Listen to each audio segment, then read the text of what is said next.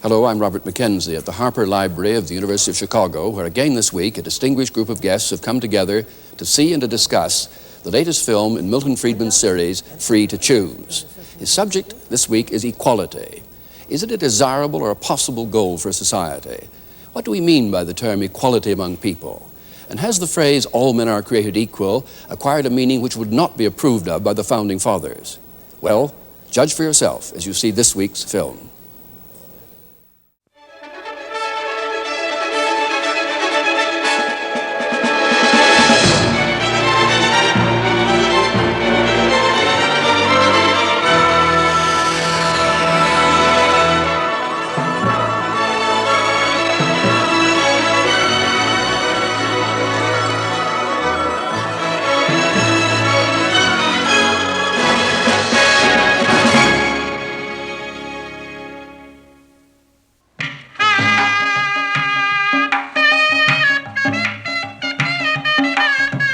From Victorian novelists to modern reformers, a favorite device to stir our emotions is to contrast extremes of wealth and of poverty. We are expected to conclude that the rich are responsible for the deprivations of the poor, that they are rich at the expense of the poor.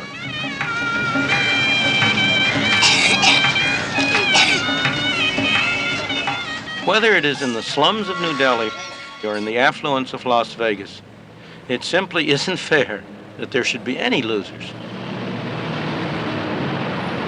Life is unfair. There's nothing fair about one man being born blind and another man being born with sight. There's nothing fair about one man being born of a wealthy parent and one of an impecunious parent. There's nothing fair about Muhammad Ali having been born with a skill that enables him to make millions of dollars one night. There's nothing fair about Marlene Dietrich having great legs that we all want to watch. There's nothing fair about any of that.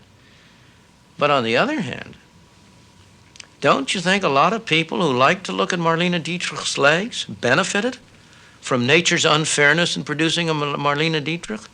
What kind of a world would it be if everybody was an absolute identical duplicate of anybody else? You might as well destroy the whole world and just keep one specimen left for a museum.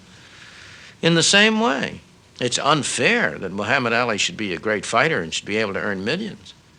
But would it not be even more unfair to the people who like to watch him if you said that in the pursuit of some abstract ideal of equality, we're not going to let Muhammad Ali get more for one night's fight than the lowest man on the totem pole can get for a day's unskilled work on the docks? You could do that.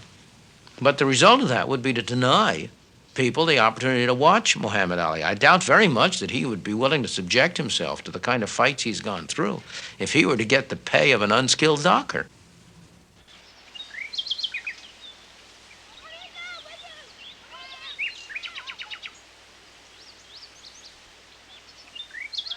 This beautiful estate, its manicured lawns, its trees, its shrubs, was built by men and women who were taken by force in Africa and sold as slaves in America. These kitchen gardens were planted and tended by them to furnish food for themselves and their master, Thomas Jefferson, the Squire of Monticello. It was Jefferson who wrote these words: "We hold these truths to be self-evident, that all men are created equal, that they are endowed by their Creator with certain unalienable rights, that among these are life, liberty, and the pursuit of happiness." These words, penned by Thomas Jefferson at the age of 33 when he wrote the Declaration of Independence, have served to define a basic ideal of the United States throughout its history. Much of our history has revolved about the definition and redefinition of the concept of equality, about the attempt to translate it into practice. What did Thomas Jefferson mean by the words, all men are created equal? He surely did not mean that they were equal and or identical in what they could do or in what they believed. After all, he was himself a most remarkable person. At the age of 26, he designed this beautiful house at Monticello. supervised its construction, and indeed is said to have worked on it with his own hands. He was an inventor, a scholar, an author, a statesman, governor of Virginia, president of the United States, minister to France. He helped shape and create the United States. What he meant by the words equal can be seen in the phrase endowed by their creator. To Thomas Jefferson, all men are equal in the eyes of God. They all must be treated as individuals who have each separately a right to life, liberty, and the pursuit of happiness. Of course, practice did not conform to the ideals in Jefferson's life or in ours as a nation. He agonized repeatedly during his lifetime about the conflict between the institution of slavery and the fine words of the Declaration. Yet, during his whole life, he was a slave owner.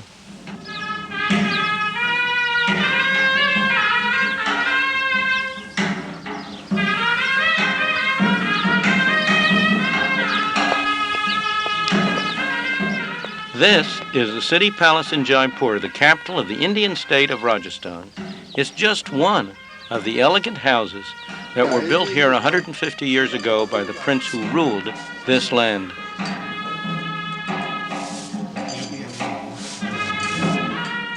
There are no more princes, no more Maharajas in India today. All titles were swept away by the government of India in its quest for equality. But as you can see, there are still some people here who live a very privileged life.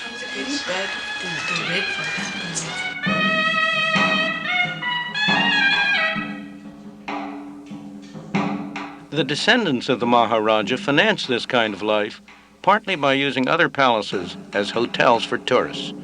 Tourists who come to India to see how the other half lives.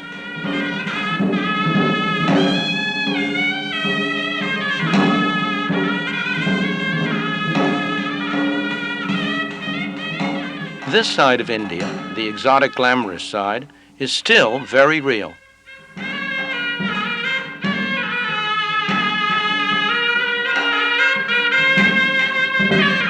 Everywhere in the world there are gross inequalities of income and wealth. They offend most of us.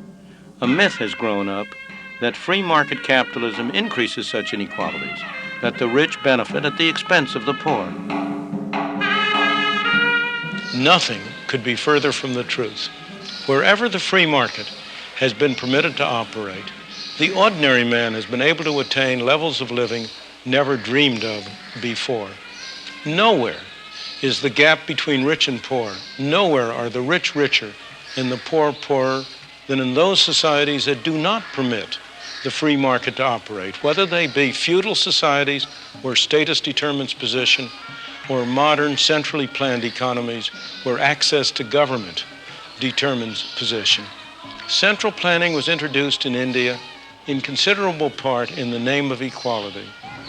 The tragedy is that after 30 years, it is hard to see any significant improvement in the lot of the ordinary person.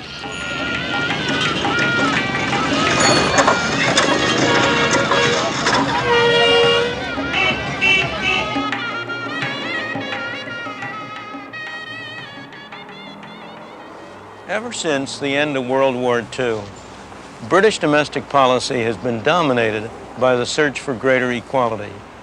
Measure after measure has been adopted, designed to take from the rich and give to the poor. Unfortunately, the results have been very different from those that were intended by the high-minded people who were quite properly offended by the class structure that dominated Britain for centuries. There have been vast redistributions of wealth, but it is very hard to say that the end result has been a more equitable distribution. Instead, new classes of privilege have been created to replace or supplement the old. The bureaucracy, secure in their jobs, protected against inflation both when they work and after they retire. The trade unions, who profess to represent the most downtrodden workers, but who in fact consist of the highest paid laborers in the land, the aristocrats of the labor movement, and the new millionaires, the people who have been cleverest, most ingenious at finding ways around the rules, the regulations, the laws that have emanated from over there, who have found ways to avoid paying tax on the income they have acquired, to get their wealth and their money overseas beyond the hands of the tax collector. A vast reshuffling, yes. Greater equity, hardly.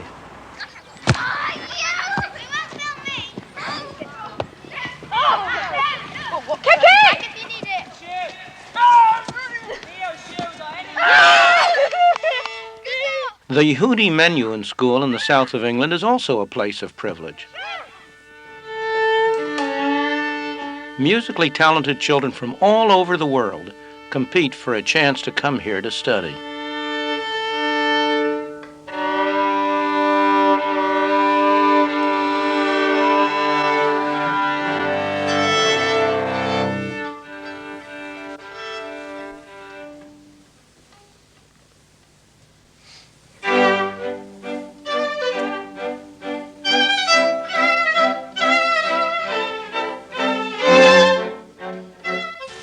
Much of the moral fervor behind the drive for equality comes from the widespread belief that it is not fair that some children should have a great advantage over others simply because they happen to have wealthy parents. Of course it's not fair. But is there any distinction between the inheritance of property and the inheritance of what at first sight looks very different? These youngsters have inherited wealth, not in the form of bonds or stocks, but in the form of talent. That 15-year-old is an accomplished cellist. His father is a distinguished violinist. It's no accident that most of the children at this school come from musical families. The inheritance of talents is no different from an ethical point of view from the inheritance of other forms of property, of bonds, of stocks, of houses, or of factories. Yet many people resent the one, but not the other.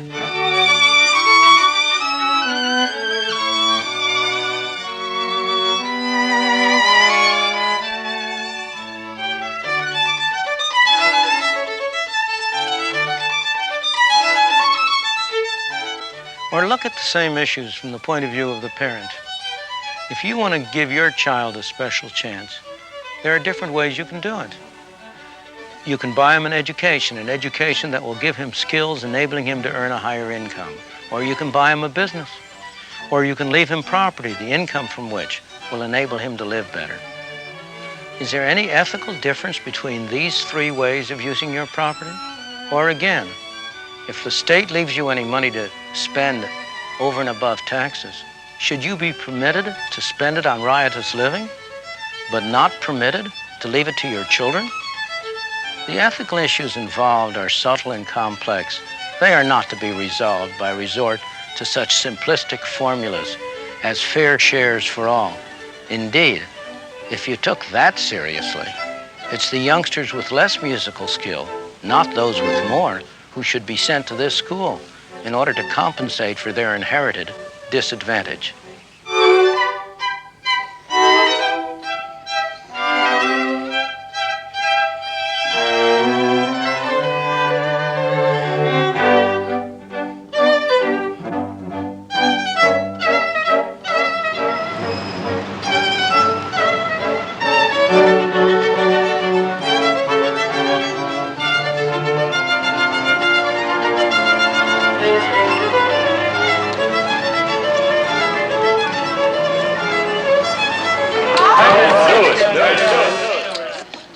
Is coming out now. Morning, Commissioner.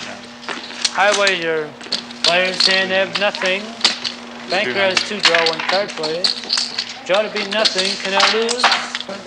To tie hand, nothing. 320 on the tie. And 160. Against the marker, 1. Say banker. 600 here in the end. When the evening started, all of these players had about the same number of chips in front of them. But as the play progressed, they surely didn't. Some won, some lost. By the end of the evening, some of them will have big pile of chips, others will have small ones. There'll be big winners, there'll be big losers. In the name of equality, should the winnings be redistributed to the losers so that everybody ends up where he started? That would take all the fun out of the game. Even the losers wouldn't like that. They might like it tonight, but would they come back again to play if they knew that whatever happened, they'd end up exactly where they had started?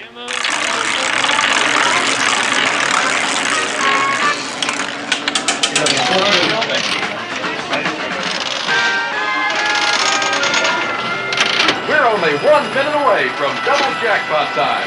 When we're in the double jackpot time, watch the double jackpot board. With the number of your slot in it is just one double jackpot. Now select your favorite machine, check your screen, and listen to the horn after the countdown. When you hear the horn. But what does Las Vegas have to do with the real world? A great deal more than you might think. It's one very important part of our life in highly concentrated form. Every day, all of us are making decisions that involve gambles. Sometimes they're big gambles, as when we decide what occupation to pursue or whom to marry. More often, they're small gambles, as when we decide whether to cross the street against the traffic. But each time, the question is, who shall make the decision, we or somebody else? We can make the decision only if we bear the consequences. That's the economic system that has transformed our society in the past century and more. That's what gave the Henry Fords, the Thomas Alva Edisons, the Christian Barnards the incentives to produce the miracles that have benefited us all. It's what gave other people the incentive to provide them with the finance for their ventures. Of course, there were lots of losers along the way. We don't remember their names, but remember, they went in with their eyes open. They knew what they were doing. And win or lose, we, society, benefited from their willingness to take a chance.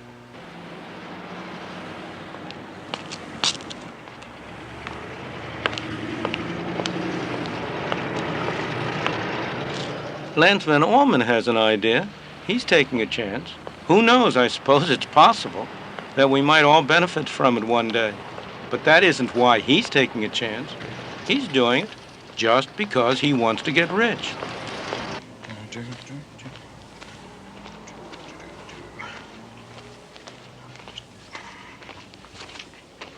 This is his business headquarters in Las Vegas. Empty, except for the idea that he shares with his partner, who will handle the production end of the venture when things really get going.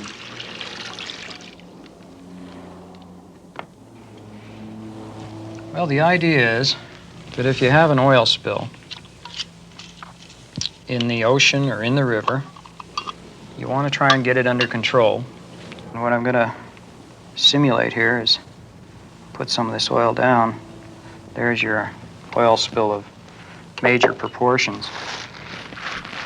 Now, this product, what I can do is, unfortunately, what I can't show you here is that if you put this product down with the application system, you ring the oil spill in such a manner. Now, the application system will make it much finer and it'll control this. I don't know if you can see what's happening to the oil yet, but it's just literally being drawn into this stuff. Now, as I spray it across the top, now it's starting to draw it in. Now, I've got way more than I need. This controls like 10 times its weight in oil. And it will not sink. It's been chemically treated. It's cellulose. It's been chemically treated so that it will, in fact,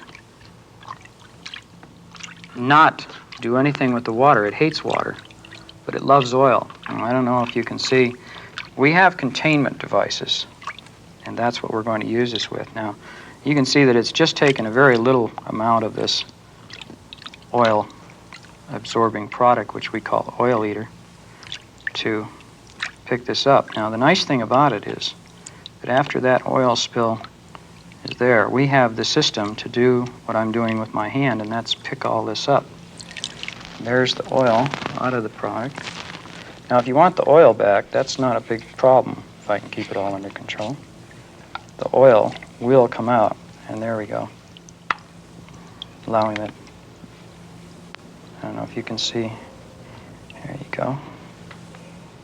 Now, what I've done is I quit my regular job, and I mortgaged everything I've got, and it's quite a risk to do this, but the product works. You can see it works. And when it goes, I'm going to make millions. It's compatible with a lot of other products and a lot of other systems that are on the market. So the money factor is the main thing. It's the kind of thing that when you see it, you want to take the risk. It's just that kind of thing. You know you're going to make a lot of money. You know, people talk to me and they'll say, yeah, but you're crazy. You don't have a job. You don't know where the next paycheck's going to come from. As a matter of fact, I think maybe I've got $10 in my pocket right now. But I don't worry about it because I get up in the morning and it's my world. I own it. I can sit back and say I'm losing, or I can sit back and say I'm winning. And I can go out and change the odds in my favor.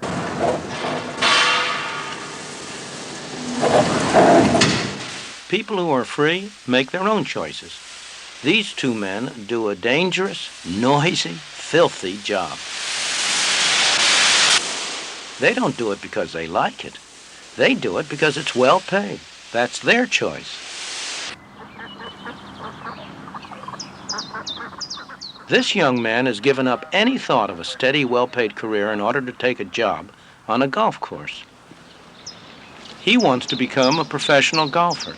It's a big gamble, but it's one that he has decided to take. When people are free, they are able to use their own resources most effectively, and you have a great deal of productivity, a great deal of opportunity. The major beneficiaries are always the small man. The man who has power, who's at the top of a society, he's going to do well whatever kind of society you have. It's the society which gives the small man the opportunity to go his way, which is going to benefit him the most. And that is why, if you ask, where in the world do ordinary people have the greatest opportunity for themselves and their children? It's not in Russia. It's not, on the other hand, in India. It's in places like the United States, like Hong Kong, like Britain, as it was. Not so clearly Britain as it is. For much of this century, the British have tried to use the law to impose equality, with very indifferent results. The failure of the drive for equality is not because the wrong measures were adopted, not because they were badly administered, not because the wrong people administered it. The failure is much more fundamental. It is because that drive goes against the most basic instinct of all human beings. In the words of Adam Smith, the uniform, constant, and uninterrupted effort of every man to better his condition, to improve his own lot, and to make a better world for his children and his children's children. When the law interferes with that pursuit, everyone will try to find a way around. He will try to evade the law, he will break the law, or he will emigrate from the country. All of those things have happened in Great Britain. There is no moral code that justifies laws fixing prices or fixing wages or preventing a man from earning a living unless he joins a union and submits himself to the discipline of the union, or forcing you to buy more expensive goods at home when cheaper goods are available from abroad. When the law prohibits things that most people regard as moral and proper, they are going to break the law. Only fear of punishment, not a sense of justice, will cause them to obey the law. And when people start breaking one set of laws, there's a strong tendency for the lack of respect for the law to extend to all, even to those which everyone regards as moral and proper, laws against violence, theft, vandalism. Hard as it may be to believe, the growth of crude criminality in Britain owes much to the drive for equality. In addition, that has driven some of the ablest, best trained, most vigorous people out of Britain, much to the benefit of the United States and other countries that have given them a greater opportunity to use their talents for their own benefit. And finally, who can doubt the effect which the drive for equality has had on efficiency and productivity? Surely, that is one of the main reasons why Britain has fallen so far behind its continental neighbors, the United States, Japan, and other countries, in the improvement of the economic lot of the ordinary man over the past 30 years. Everywhere and at all times, economic progress has meant far more to the poor than to the rich. Wherever progress has been achieved, it has relieved the poor from back-breaking toil. It has also enabled them to enjoy the comforts and conveniences that have always been available to the rich.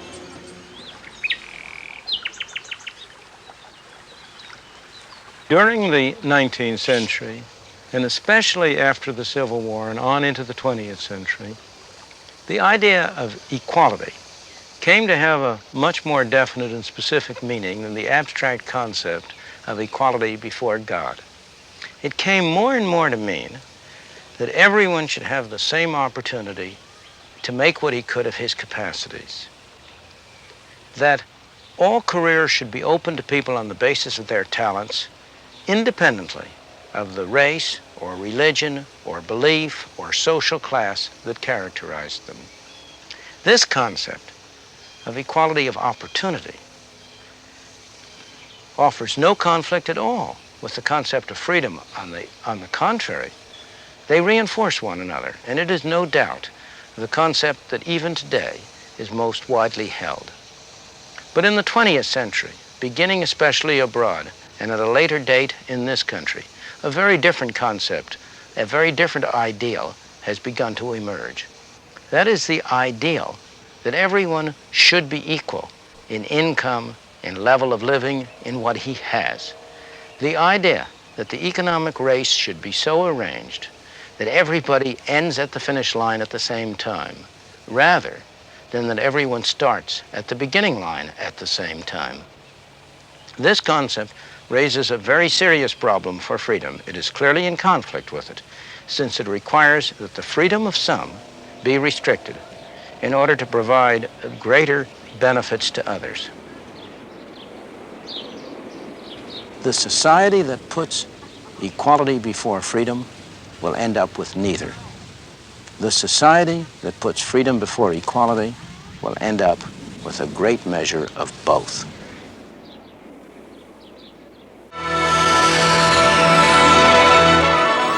Provocative stuff.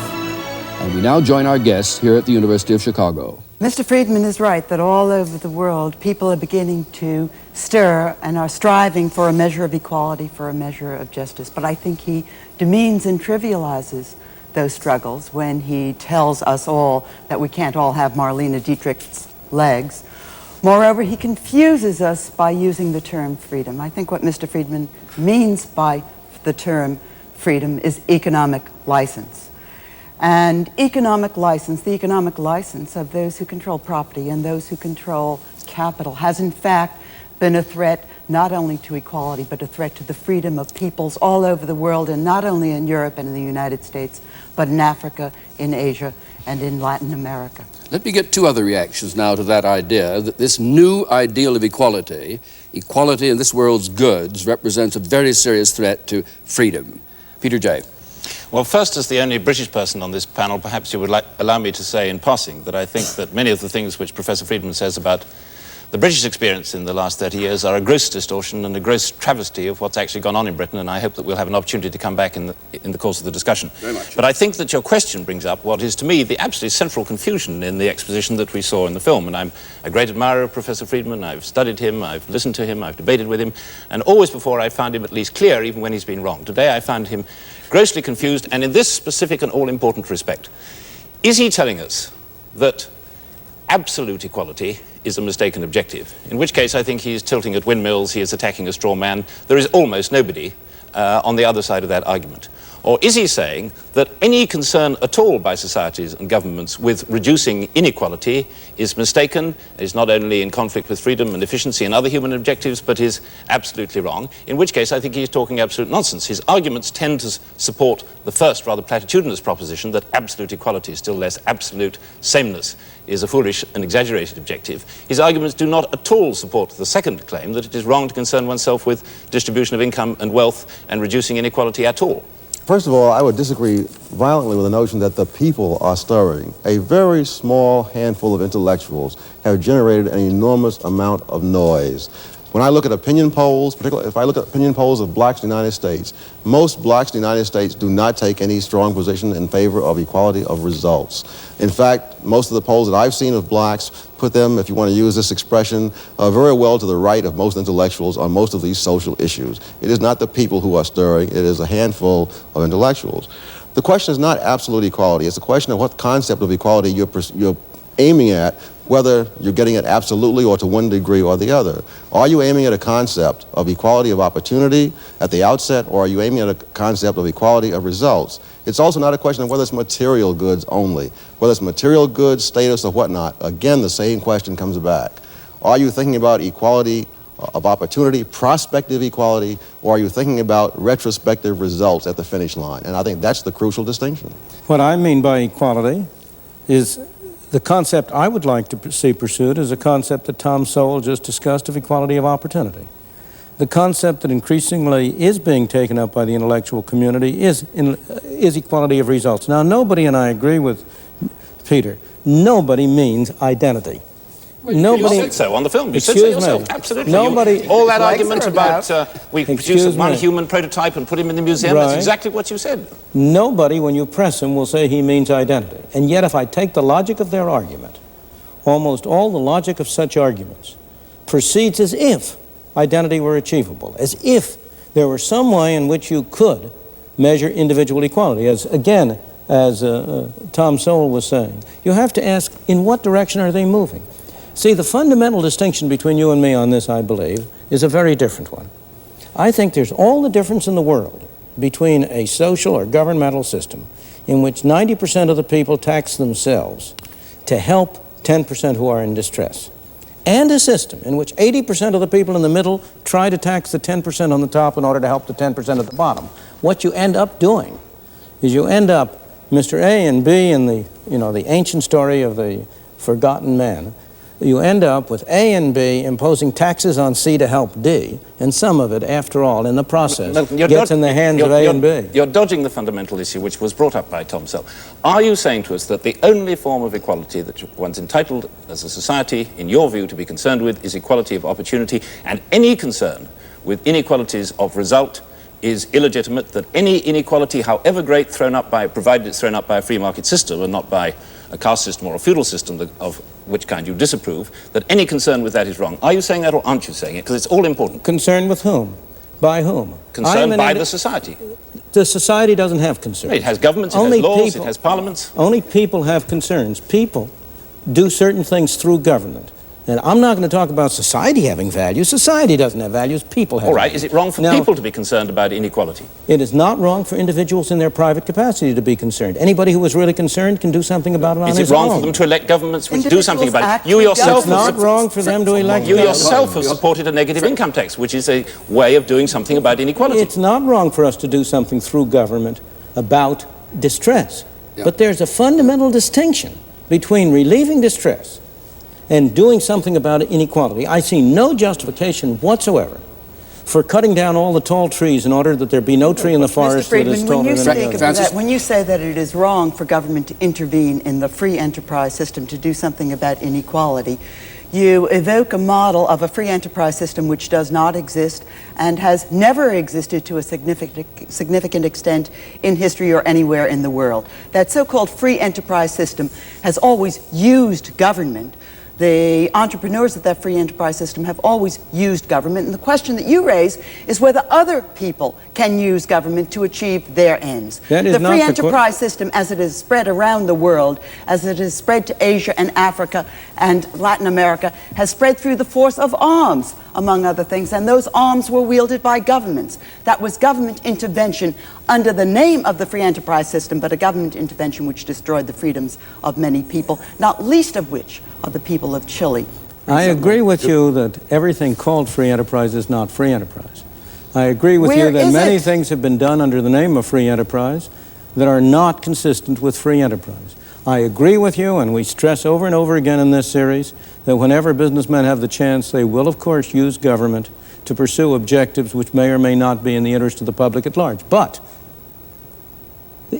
you always are talking about mixed systems, and I challenge you to find a single example in history at any time of any society where people have been relatively free, and I don't mean merely what you call merely economic freedom. I mean freedom in the full sense. I mean freedom of individuals to pursue their own objectives, their own values, to live their lives. I want you to name me any society in which you've had any large measure of that freedom, where capitalism and free enterprise has not been the predominant mechanism for controlling economic activity. Not the sole mechanism, but the dominant one. I want you to name me one exception. Your conception of freedom, does that apply in Chile today? Where the Chile is not politically free. Chile today does not have political freedom, and I do not condone, but let me go on for a moment, if you will. You raise the question, let me answer it. Chile is not a politically free system, and I do not condone the political system. But the people there are freer than the people in communist societies because government plays a smaller role, because the free enterprise that has been emerging has been cutting down the fraction of the total income of the people spent by government, because unemployment has been going down, output has been going up, food production has been going up. The conditions of the people not for the first time, but in the past few years, has been getting better and not worse. They would be still better to get rid of the junta and to be able to have a free democratic system. What I have said, and what I repeat here, is that it's a necessary condition. You cannot have a free society, in my opinion, and I know no counterexample, and I challenge you to produce one. You cannot have a free society unless free enterprise could be whole Chile, plays a we won't get beyond substantial that. role. Let me come back, though, to your theory of equality, Milton, because I'm confused about it. You say there is a widespread demand for equality of material condition. Absolutely. Now, I don't know of a political party in a democracy that advocates that kind of equality. Well, I look at I challenge you to name one, a major party in a democracy which is advocating the kind of equality you've presented as a major threat to freedom. I'm perfectly willing to take your Labor Party. I'm perfectly willing to take some segments of our Democratic Party which have certainly advocated programs directed toward that objective, of course, in the practical political structure of democracies, and there's no question but what Britain, like the United States, is fundamentally a democracy and among the freest nations in the world, despite the growth of intervention. In a democracy, you proceed slowly. You don't proceed at one fell swoop. If you take the societies which have ostensibly declared equality as their basic goal, the societies like China and like Russia, there's no question, we all agree that those are terrible, tyrannical societies. And so in a country like Britain and the United States, you have stopped very short of the objective, but there's no doubt what the objective of the parties has been. Well, Peter may want to come in here, and I should say that in this one, I shall take the opportunity to play a bit myself, because you're right squarely in my area of special interest. That'll let me be the moderator for a change. Yes, indeed. I don't accept for a minute that there has been a calculated move to absolute equality in the social policy of Britain since the war. And I've lived there during the time. I write the history of it. I teach social policy, and you're wrong on this one, Milton, but I give it to you, Peter. Well, I think Milton that's what's known as a 1-2. Yes. Milton is still equivocating as to whether he is attacking the idea of absolute equality, in which case his examples of the Labour Party, his examples of some sections of the Democratic Party just don't stand up, or whether he is maintaining the proposition that any concern to reduce inequalities of result, of outcome, not of opportunity, but of result, is wrong. Now, if he is saying the second, it seems to me that arguments that he's made don't tend to show that result. It is perfect. Well, just let me finish, because we let you finish. Okay. It is perfectly reasonable for a society to say, or for people in a society to say, and together through their political process to express the thought that there are many objectives that society has. Efficiency is one, prosperity is one, freedom is perhaps the most important of all, that concern about equality, or at least about reducing inequality, is another. And that we should ask ourselves the question, are all the inequalities that we face, the gross inequalities described in Dickens, the gross inequalities which you yourself reported in India, the gross inequalities which you yourself said in the film were offensive and were unfair, are all of these justified by the criteria of freedom and efficiency, or are some of them unnecessary? In other words, we take the principle that there should only be such inequality as is necessary and justified by one of the other criteria of a society. Now, if you're willing to say that, then you're not in disagreement with anybody. If you're denying that, you've made no arguments to support what you're saying. Now, before we have Milton reply, we must bring in Thomas. I think we're talking at cross purposes. On the one hand, we're talking about results that we're hoping for. On the other hand, we're talking about processes that we're setting in motion. You're saying, should we hope for certain kinds of lessening of inequality and so on? The real question, the political question is, shall we set in motion certain processes because we hope for that? And do those processes enhance or reduce freedom? And I think the argument that Milton is making, certainly the argument that I would make, is that the attempt at doing these things, and it doesn't really matter, it's a complete straw man to talk about absolute inequality. Not at all. Yes, it is, absolutely. Throughout the film, this is the straw man he brings up in order to say how ridiculous to have absolute equality. And then he goes on to say how ridiculous to have my whole point is, homogenization as well. As a result, you see, that you set up processes whose end result may not be any more or less inequality than exists now, but the question is, those processes may indeed reduce freedom greatly.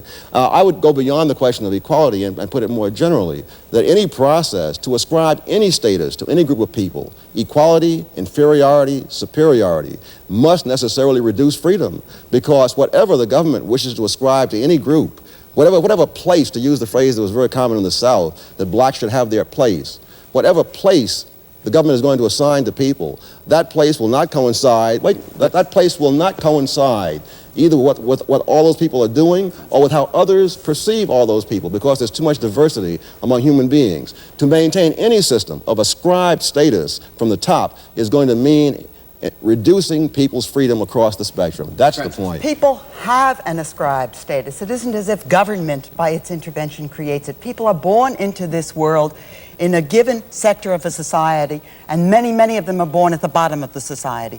The argument about equality of results was an argument that was linked to equality of opportunity. People recognized that unless there was a degree of equality in a degree of enough food, enough security, access to education, unless these things were available to all children, then equality of opportunity was merely a mockery. That's why equality of results became an issue, and it became an issue for black people in the United States, and they expressed their concern, whatever the opinion You expressed polls, it, damn it, look. No, they did not. They did not. They expressed Francis, finish it and then reply. They expressed their will by their extraordinary participation in a protest movement that began in the late 1950s and didn't end until the 1960s. Intellectuals were not in that protest movement. You want me to answer or you want to keep Black people on? were in that protest. You want me to answer? I finished. Good. Black people have never supported, for example, affirmative action, quotas, anything of that sort. Wherever polls have been taking a black opinion on such matters of should people be paid equally or should there be this or that, black people have never taken a position that you describe. So it is not a question of what black people chose to do. It's what you choose to put in the mouths of black people. It is what you choose to project. It is not what any black people have ever said anywhere that you can put your finger on. It's what you choose to put into the mouth of the pollsters, as far as I can see. I put in the mouth of the leadership pollsters? of the black community. Like most people, I have never seen a pollster. If you look at the leadership of the black... But I want to go back to I want to carry it back to the earlier point. Number one, there's no question about what equality of results, if it comes about through a framework of freedom, is a desirable result.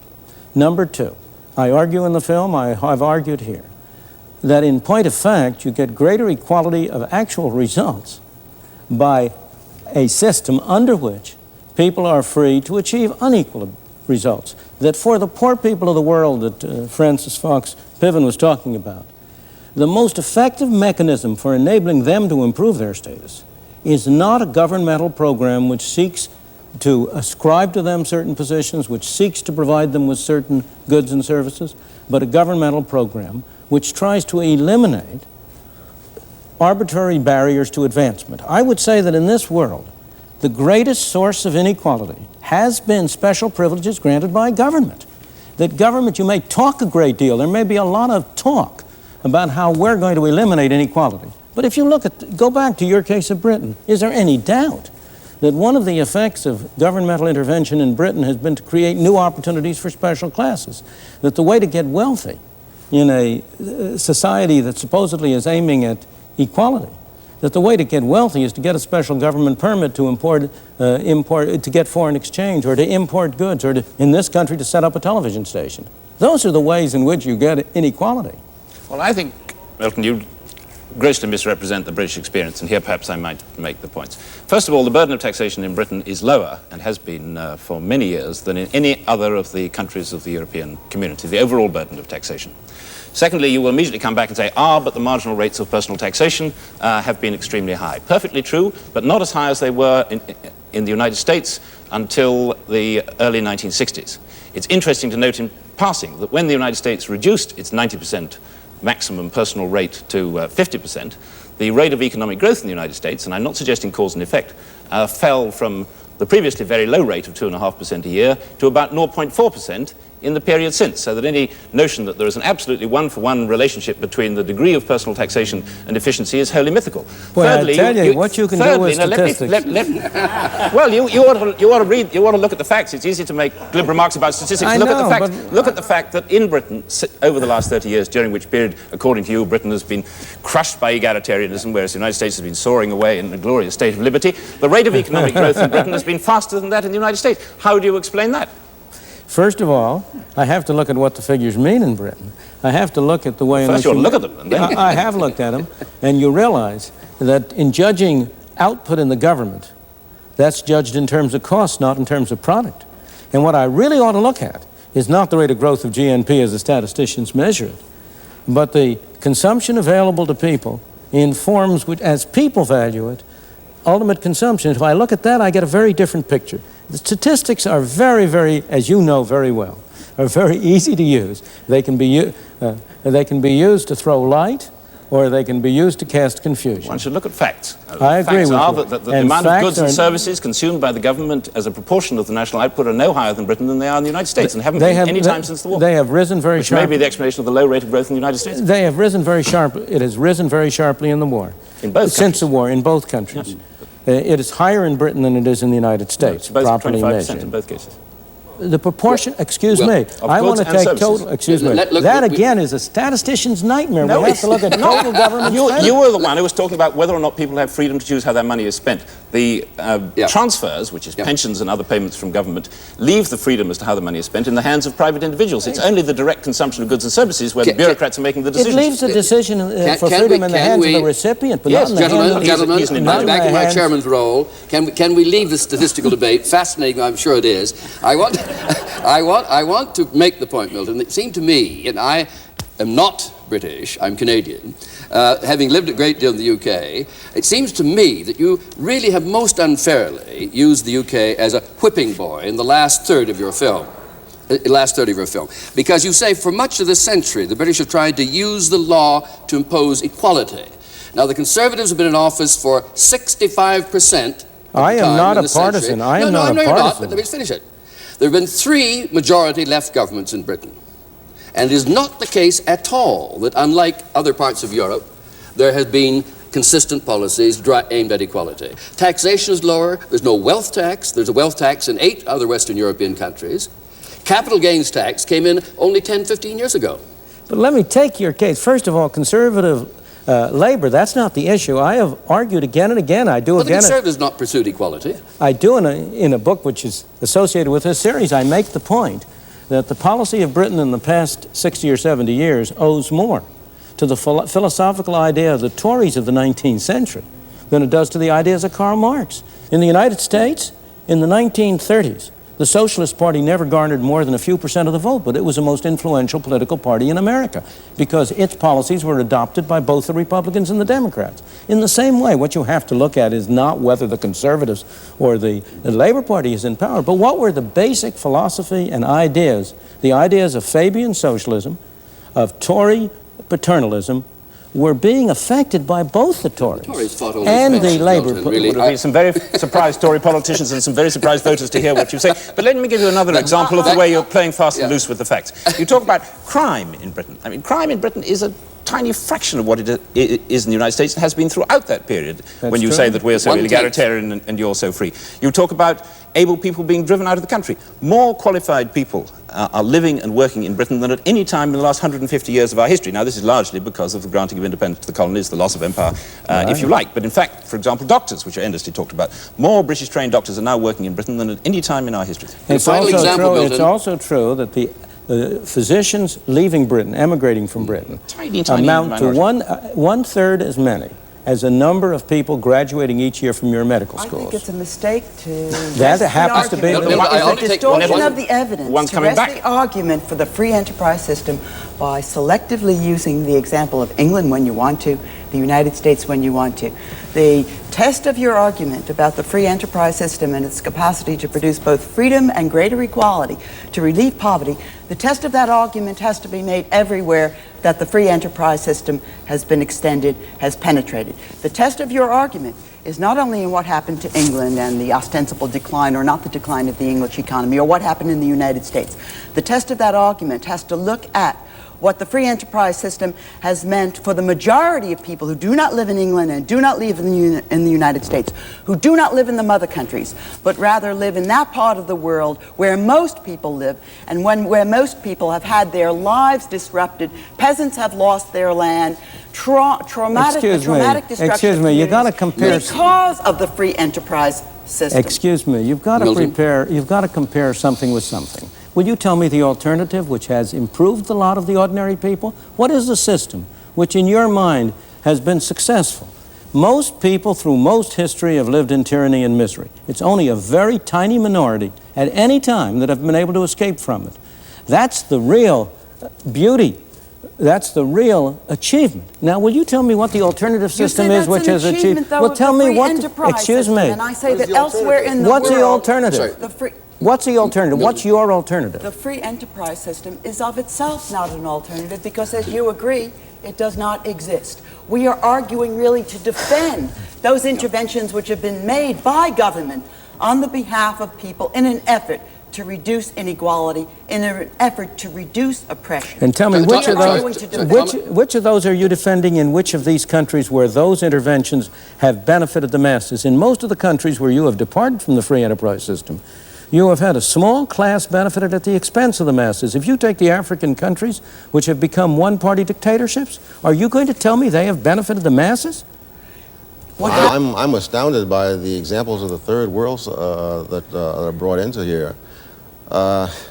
Those parts of the non-capitalist world in which the capitalist system has penetrated are typically higher income places than those parts where they haven't. Are you talking in any kind of testable hypothesis, or is it just axiomatic that it's so?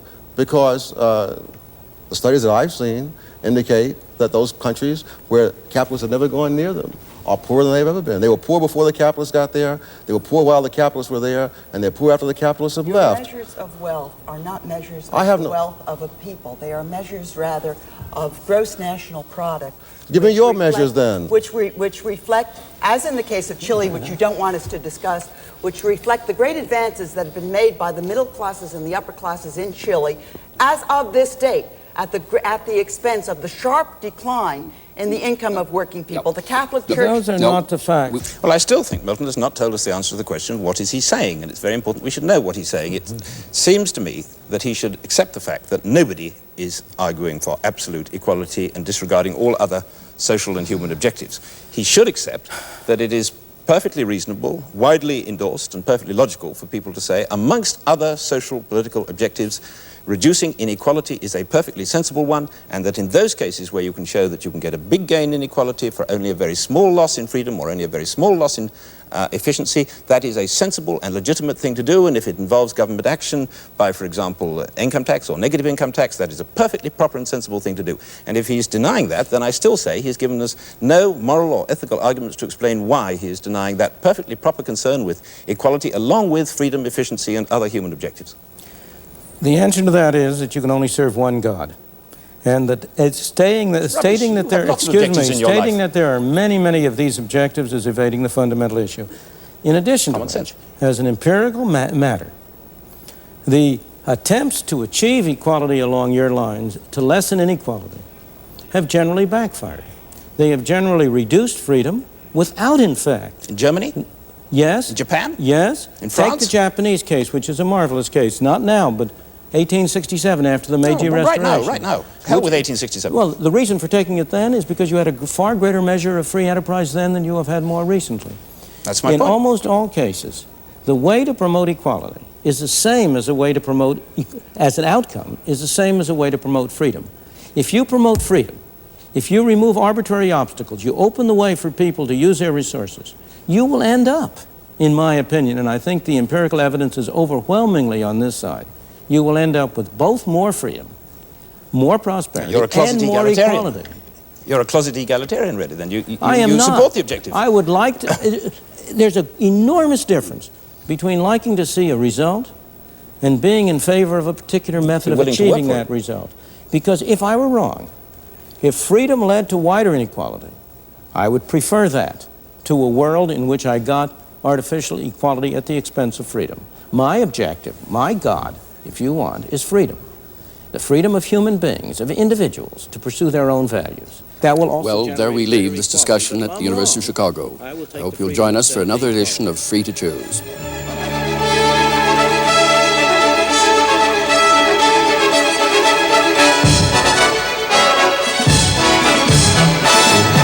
Each year, billions of dollars are pumped into the education system. But how many parents are really satisfied with the schooling their children get? Teachers, children, parents, taxpayers. It sometimes seems no one is happy with our public schools. What's gone wrong, and what can be done about it? Don't miss Free to Choose next week.